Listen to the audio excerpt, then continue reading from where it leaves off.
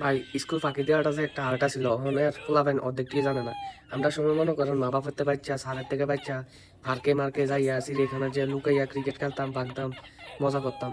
যে একটা মজা ছিল স্কুল ফাঁকির ভিতরে। আর অনকালা পোলাপাইন দেই মা বাপের কথা থাকছে অসুস্থ আজকে স্কুলে যাওয়া লাগতো না।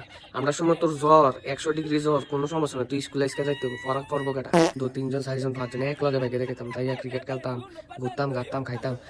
চিড়িয়াখানার ভিতরে একটা দোকান আসলে পান করে এটার ভিতর থেকে এনার্জি প্লাস বিস্কুট কিনা খাইতাম 20 টিয়া দিয়ে। এটা দাম তখন আসলে মনে করেন 10 টিয়া। বেশিরভাগ ধরো খাইতাম পার্কেতে বাড়িতে সময় দেখতো যেটা আব্বু হয়তো মানে আপনার এখান থেকে অফিস থেকে আইয়ে মনে করেন খাপলা দিয়ে ধরতো। তুই এনে কিতা করস স্কুল কর তুই কো।